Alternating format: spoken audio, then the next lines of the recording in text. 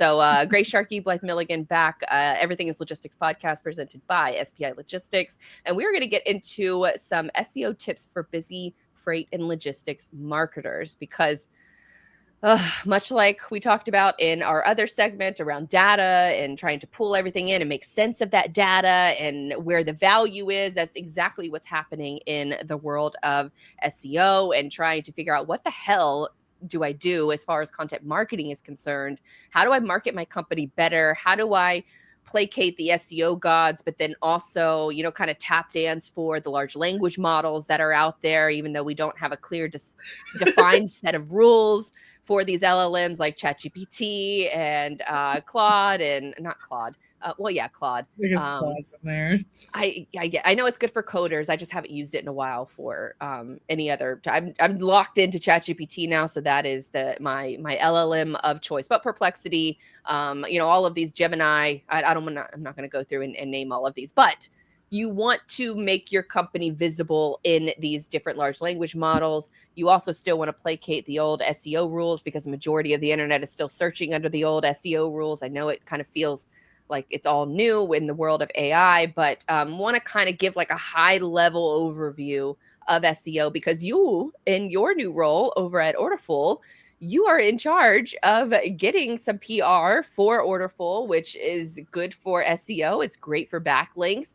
And so we've kind of discussed in previous episodes about helping you with your role. And so as someone who builds websites from technical perspective, and then also on the front end, as far as content and SEO is concerned, I want to know right now what, I guess, your understanding of SEO is and what kind of strategies maybe you're deploying right now, or are you deploying anything right now?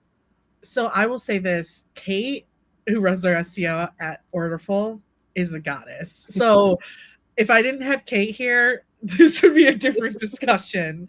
What's interesting though is like, for example, so recently we've been, keeping track of like our keywords that and how those have moved. I think is big, and a big part of that venture is that we're like redoing a lot of our blogs on our site.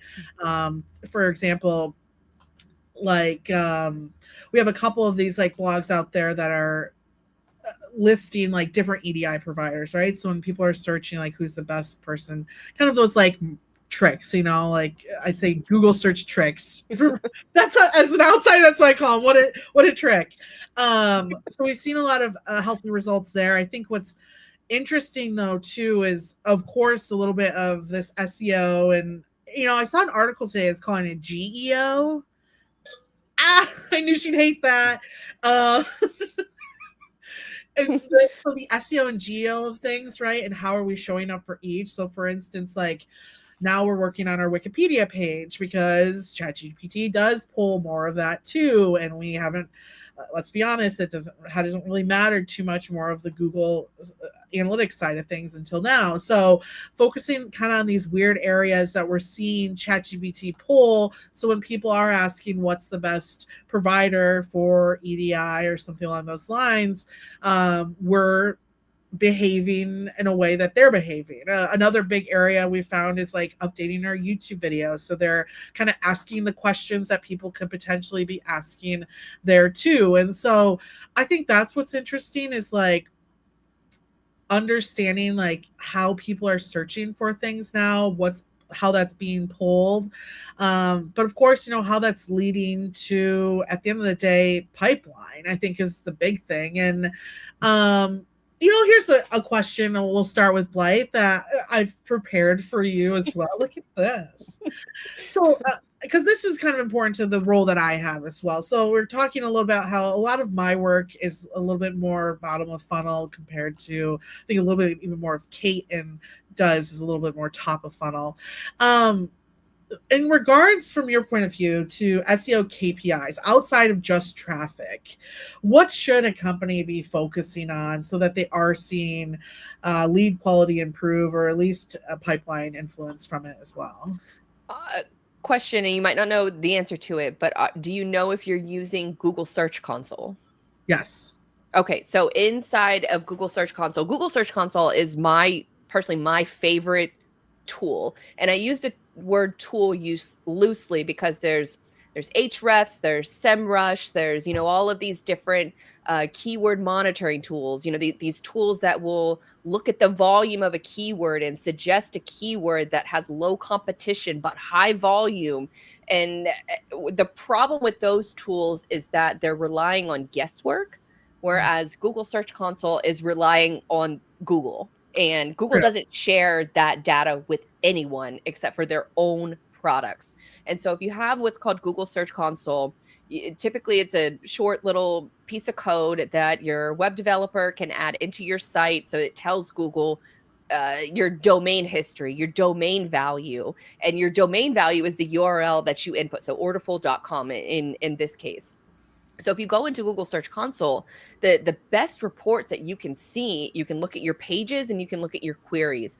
I love to look at my queries and then to see, because your query is not, sometimes it could be a short phrase, sometimes it could be one word, sometimes it can be your brand name.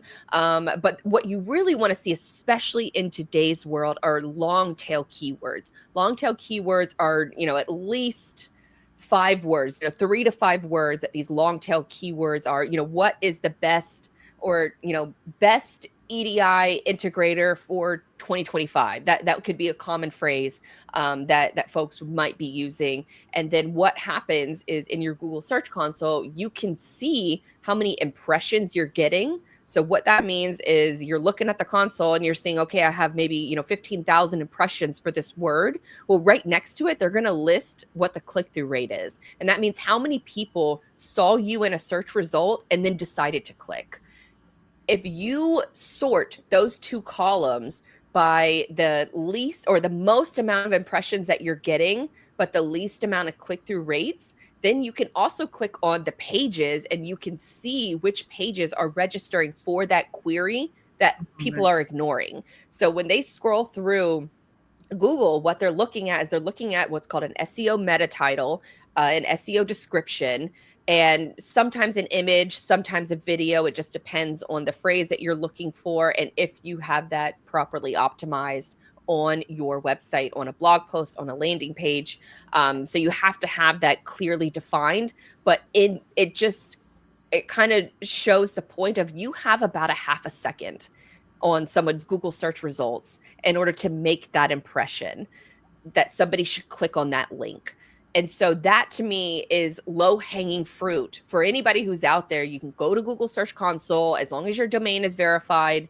You want to make sure that verification is added into your domain. It just tells Google that you own the site and that you have the authority to manage it. So they will give you this data of all of these queries, and you can see which ones that you're performing already good at. And as far as impression wise, but if you just make slight tweaks to the title page and the description, it could increase your click-through rate for a phrase that you're already ranking, already getting impressions for. I don't want to say ranking because you don't necessarily know yet how you're ranking for that word. But then you can also infer, so whatever the phrase is, maybe it's like EDI integration trouble or EDI integration error. Something like that, where that is something you're getting a lot of impressions for, and then look at the page that is being sent for that. So that what that is telling you, what that console is telling you, is that Google thinks that this page is relevant to this query. But for whatever reason, if it's a low click-through rate, the audience is not thinking that you can solve their problem with that, with the way that the title and the description are set up. Does that make sense? Yes. And I believe that's like when I was talking about Kate's update, I think that's the journey that she's currently on. Okay, perfect. So that's low-hanging keyword or low-hanging fruit for anybody that's out there that is wondering, okay, where do I even start? Yeah. Start there. Get obsessive with it. And we've seen like really great improvements from just like the very little I don't want to say rebranding, but almost like repurposing of like the blogs. And I think those links, right, that are coming through and making sure that they are clicking through more often, or whatever's showing up, right, whatever content of ours is showing up in that post is relating better so that click-through is happening. And then you could have multiple pages that are showing up for that particular phrase. And so what you kind of want to do is just make a attack first kind of priority list. And that's what Google Search Console helps you to do, is to make that attack first mentality. And so from Kate's perspective, she's probably going through and making some tweaks on her end. From your point of view, that could signal to you, yes, okay, well, let me look for the queries that make the most sense for the bottom of the funnel, for the people who are looking for answers to that question. Literally looking for. I'll send you the recording. Record it somewhere? Yes, we're recording this. Yes. Oh my God, you guys are learning with me. Look at us go. So what you're going to want to do is you're going to want to look at, because this is the way that SEO is evolving, and I'll take it into LLMs in just a second, where the volume. So say if you went to Ahrefs, it might tell you that string of keyword, that those phrases gets no search volume, and it'll essentially tell you this is not worth your time to solve. That could not be further from the truth. First of all, they don't have access to the first party data. They only have their own, first party data to sort of judge by, which I do think that some of those tools have their place, especially maybe finding some opportunities. I personally, especially for marketing teams that are strapped for time, and there are entire agencies that are tasked with handling SEO, because it's a lot more than just let me tweak this blog post in order to match this query. Yeah. But that long tail query, if you match it to what your buyer or what the position of your buyer is, are they problem aware? Are they solution aware? Do they even know that they have a problem? Typically they know that they have a problem if they're searching for that phrase.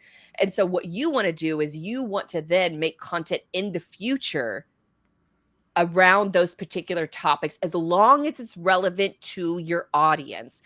Where previously in my past life, early days of the internet, I was looking at these tools and I was looking at, oh my God, like this phrase has a ridiculous amount of volume and low competition. I'll make a blog article and I get tons of traffic to my site. Like, it's a win, but it's not the right kind of win. Like, I think I use this example before, like Digital Dispatch ranks, I think 1, 2, or in the top 3 for how do I fill out a logbook.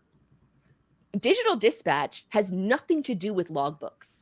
Yeah. We are a website development and management company. I see what you mean. Like, don't just take that results and like make a bunch of content for someone who's not your ideal customer. Yes. And that historically it's why a lot of SEOs, that's what we call ourselves. Yeah. A lot of the SEOs out there are falling victim to, or have fallen victim to, this, because they're chasing the arbitrary, like, vanity metrics. They're not chasing the keyword phrases that are going to actually bring in pipeline, that are going to bring in leads and book meetings and things like that. Qualified, and then it's just bogging your sales reps hate you. So exactly. And so you're in marketing. That's exactly right. You're sending off shitty leads to the sales team.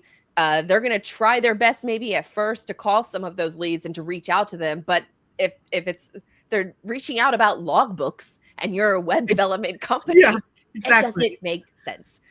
So the way that this is transitioning into the LLM world, because Google has spent the past 20 years of defining how you rank for specific keywords, and they give out guidance for web developers and designers and content marketers of, this is how you structure your website, this is how you structure your content in order to rank better for specific keywords. Where a lot of people messed up is that they were chasing these keyword phrases that had nothing to do with their business, or it was just very low value traffic and it sent just unqualified pipeline. Yeah. Now, where it gets a little bit more challenging in the world of LLMs is that they don't have that clear defined, make sure you put your website, in this technical structure. Make sure you're getting link backs. They haven't released any of that.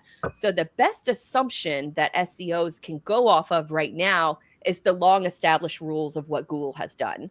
Now, there's obviously competition in this regard, because this is LLMs are a brand new way to search for information on the internet. And Google has been catching up pretty well as far as their own data, their own LLMs, and how they're handling search engine rankings and who should be given traffic and who shouldn't be. It's a big problem, and Google hasn't exactly solved it yet. Then you enter in AI content and they don't know what's being created by real people, what's being created by real companies. So there's all of these different additional technical side of things, which I'm not going to bore y'all about, that play a role as well. But now with LLMs, it's getting more into a very long tail phrase. I am experiencing data issues with my invoicing from XYZ trucking company. They don't want to pay, yada, yada. That is a full paragraph. Yeah. And that is what is making companies either show up or not show up in LLMs. And so there's an argument to be made that not only should you be focusing on the long tail keywords that you have, sort of low hanging fruit in your Google Search Console, but how can you predict what that paragraph text is around that query? And so that's really important too. And so the ways that, some of the SEOs that I follow, because I have bookmarked in order to prep for this, in order to prep for my own like SEO plans for Cargo Rex, like I've pulled in like 20 different searches of all of these different SEO experts that I follow and like in-depth knowledge. Yeah. And the commonality among those things is finding the long tail detailed paragraphs of what your audience is asking and make sure that it's bottom of the funnel. Who cares if it doesn't get any quote unquote search volume, because what the LLMs are looking for is slightly different than what Google is looking for. And so if you can tailor that around, built out. Right, because people are probably I would assume what's happening when you say like the paragraph aspect is instead of someone saying who's the best, in my situation, who's the best EDI provider, they're saying who's the best EDI provider for supply chain companies who have less than $100 million in revenue and looking to scale in the next 5 years to $200 million in revenue.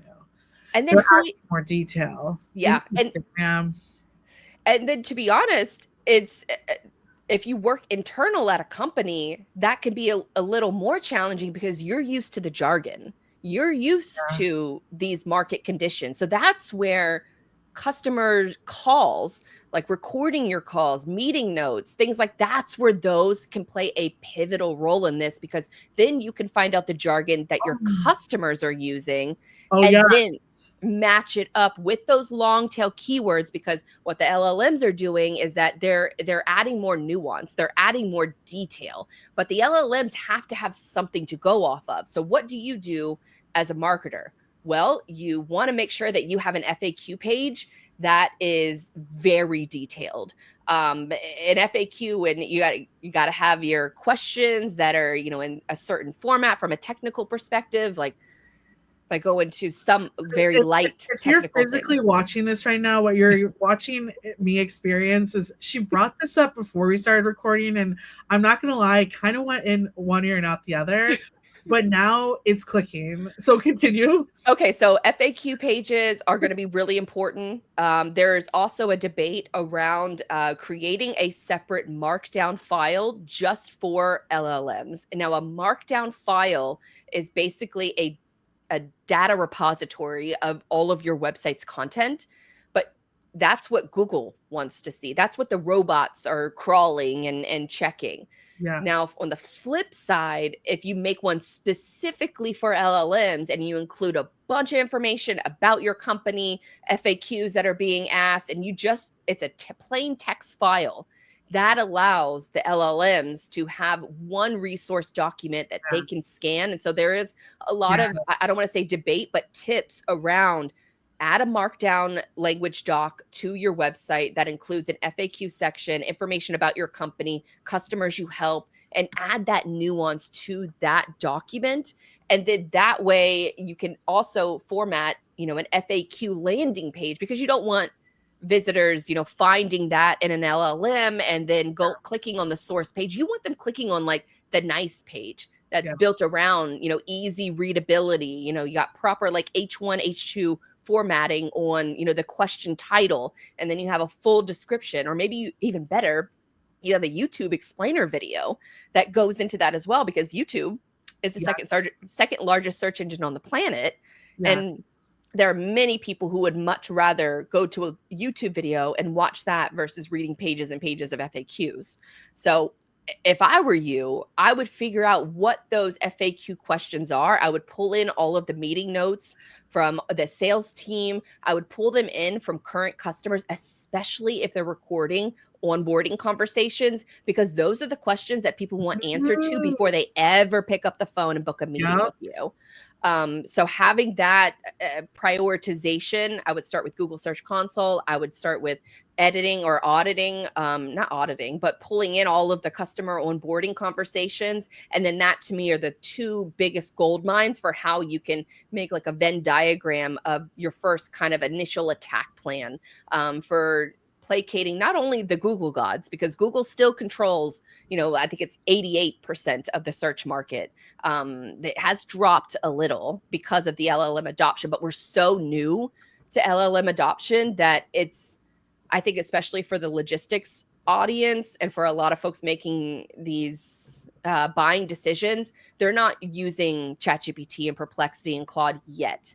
So for a large portion of that internet, they're always going to stay on Google. It's what they're familiar with. They're not changing, and they're sometimes they don't want to even entertain the idea of using AI, which is a whole other bucket of worms. So I would target those two areas, and then I would make the FAQ pages. I would make some markdown language from a technical perspective. And then I would also make sure that your website is discoverable, and you're discoverable not only meaning you have a sitemap that Google is regularly crawling, but you also want to add Bing in there too, because guess what? Bing and OpenAI, they've had a relationship for years. If you want to be included in Bing's version of ChatGPT, then you want to make sure that your sitemap is also added to Bing so that they know to crawl your site for these different markdown languages, for these different FAQs. These are easy winners ahead of time. So that is, I said a lot. I don't know if it's resonating. Hopefully it is. Resonating. I'm just taking notes, and actually, everyone should stop watching the video right now. No, don't stop watching. I'll share the transcript with you, and then you can. Okay, so there are a couple of notes that that was very helpful. That was good. Excellent. Awesome. No, that was very helpful. I love that, and I like, honestly, I can use it, but I bet you a lot of sales teams haven't even thought of that aspect. And I mean, I don't know about you, but pretty much any conversation I have, business related, any conversation I have at this point, I'm recording. Yeah.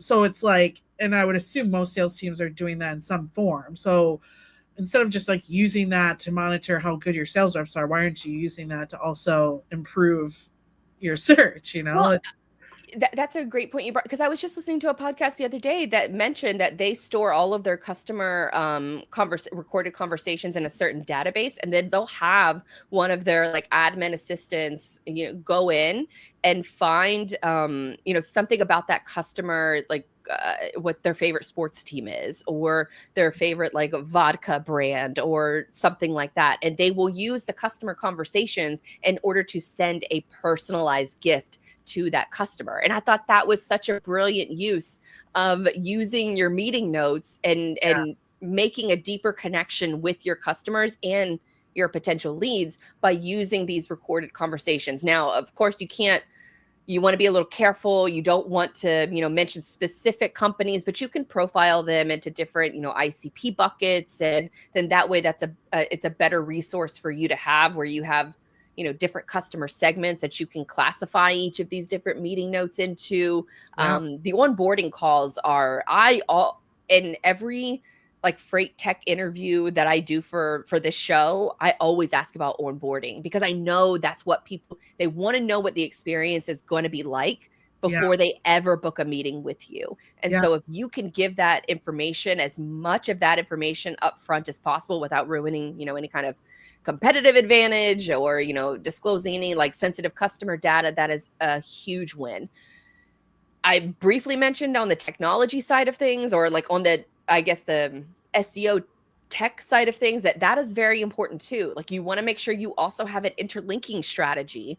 You want to bucket your customers into certain ICPs, but you also want to bucket your topics into different content buckets as well that match up to those ICPs. And so these are different, like sort of like 102, 103 levels. Like once you get the technical aspect right with your website, then you don't necessarily have to worry about that in the future. So get it right from the jump. Make sure that these search engines are crawling your site, and then start with Google Search Console, and then work with your meeting notes, and then that is a perfect place to get started, and then you can start to, you know, expand from there. The cat has an opinion for those. She's look at her tail. She's like, yes, I She love wants to hear more about SEO and yes, want me LLMs. more?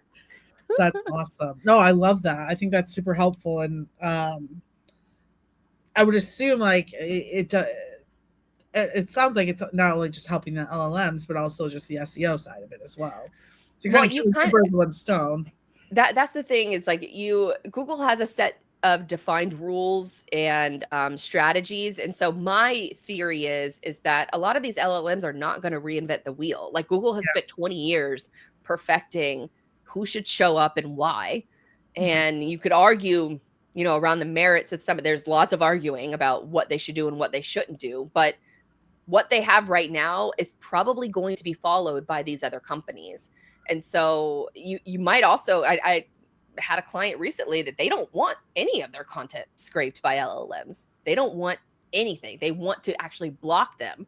And so it was Cloudinary, which is a hosting like DDoS platform. We host some of our sites with their platform, but they allow you to now block the LLM bots from scraping your site and using it as an informational resource. I don't recommend that. Yeah. But there are, like with CargoRex, for example, I'm not letting it all. I'm letting a little bit, but I'm not letting it all. I'm not going to have like strategic advantage is like giving that info. You want people to come to the site for the information. Right. Yeah. Exactly. So I don't want to give it all out, because then why would they want to do business with me? I want to prove value in the LLM first. And so we have some different ways that I'm going to be experimenting with that. But everything that I just told you, like that is exactly my plan for CargoRex. And so it's making these blog post guides, you know, getting real world testimonials, not just, oh, I need an article about associations and logistics. Well, guess what? Like I did those research reports, and at best you're going to find maybe 10 solutions or 10 associations. Not all of them were relevant to what I was looking for, but you know, you want to be able to use these LLMs to your advantage within reason, but just know that they're working off a very limited data set, because they haven't even let like webmasters know what they're looking for to begin with. So we have to rely on what Google has told us for years, what the results kind of are hinting at, and then what some, you know, early adopters, early experimenters are finding success with. And that's creating those FAQ pages, and that's creating a markdown page specifically for LLMs. So both of those things we're deploying on CargoRex. So I'll report back if they're, you know, successful or not. But who was it? Gosh, I cannot believe I'm blanking on her name right now, but she works over at Avril TMS. I love her too. It's God, I'm sorry. I can't believe I'm blanking on her name. Wait. What company are you thinking of? Is it not Avril? Yeah, and that's AVRL. Alice. No, Alvis. Alvis. Yes. Yes, Alvis. God damn. God, what is her name? She's gonna be so mad at us. I'm sorry, and I love her so. We were gonna find out right now. Hold on. I always spell Elvis wrong too. I always put the Y in the wrong spot. Yeah, it's gonna drive me nuts because we love her. We do love you. And why aren't you popping up for me? I spelled it wrong, I guess. Maybe I'm on LinkedIn and I'm seeing like other TMS providers. Hold on, she's all over. She's right here. I can see her face. I see her face because she's gorgeous and she's super Ava. Nice. Ava. No, Sorry, we Ava. love you. I swear. But she just posted a video the other day on LinkedIn about how, you know, she's been experimenting with ChatGPT 5 and how she's using FAQ pages on, you know, the Alvis, you know, landing pages there. And so, you know, we're all I think that's the beauty of this space right now, is that there's a tremendous amount of opportunity. If you can have these LLM bots scrape your site and source you in the right way that it leads qualified traffic to you. It's going to take some figuring out, and I think that, you know, that's what Ava is proving. That's what other, you know, marketers in this space and just, you know, industry wide are trying to figure out. We're all trying to kind of figure this out together. There is no real structure into how to win yet, but I think that's part of the fun, is like trying to figure out where to, you know, place your flag. And maybe it's not one flag, maybe it's a bunch of different flags. And so if I had any sort of like lasting advice, is just make sure from a technical perspective that your site is discoverable in both Google and Bing, because then you know that the LLMs can also access your site. Add an FAQ page to your website. That's pretty simple, pretty easy. Add, for God's sakes, like team photos, who works for your company, to your About Us page. That gives a little extra, you know, sort of trust, as creating like a trust moment on your site, because frankly, no one's going to book a meeting with you if you have no team member photos on your site, or any kind of just hints that you're a legitimate company. Fraud is rampant. I don't have to tell anybody else that. But if you can nail those two things, then it makes going into Google Search Console, pulling meeting notes, and making those FAQ pages a lot easier. So I think that's that was a lot. No, it was a lot. I hope that everyone on Watch It learned something. I definitely did, for sure. I guess if I could ask, do I have time to ask? Oh, please go. So we're starting to deploy some more of our content syndication strategies. For example, I don't even want to say, what are some of your like best tips for content syndication? And I almost want to flip that question. Where do you see people maybe execute content syndication poorly? What do you mean by content syndication? So, in terms of like doing webinars with different sites, or doing gated white papers, sponsored articles, things of that nature, where do you see people maybe not getting the pipeline that they would hope from just mistakes that they've made? Well, I was at the TMSA, and then we might have talked about this in the last episode, but at the recent TMSA conference, we had a shippers panel, and every single it was 4 people on the panel, but every single one of them said that they liked getting case studies. And I would have never guessed that. As a marketer, I would have touch on that a little bit, because I think I brought up the fact that like I always see our engagement pop up with case studies, especially if it's like brands that people know. And typically a case study, so that buyer journey is, you're gonna probably, you know, create the content with the customer. It's really tough to get customers on record for some of these things. And so when they do get the customer on record, typically they'll post it out to LinkedIn. They'll make a LinkedIn ad. Somebody sees it on their feed. They click on it. They go to the page. They enter their email address. They download the ebook. The problem is that for a lot of ebooks, not a lot of them are read. And so even though you've done the hard work of like creating it and getting awareness around it and getting the folks to come and download it, it's one of those things where people, once they download it, they know that they have it, and it's just I can go back and read that later. They're not actually, you know, digesting it to the point where they're going to read it in full and then call and book a meeting with you. So from that lens, I would say they're still worth it. You should still create them, but you should have a greater distribution strategy around that white paper. I would actually first get the customer on a video interview. I would ask them a lot of those different questions, send the questions in advance so they can kind of think about, you know, for some of these customers, it might have been a while since they went through the onboarding phase, and, you know, questions that they asked and things like that. So if you could do this on new customers, this is that this is what I would do is as soon as their onboarding is finished, I would schedule an interview with them. And then hopefully you can get it recorded and they have permission in order for you to share it out.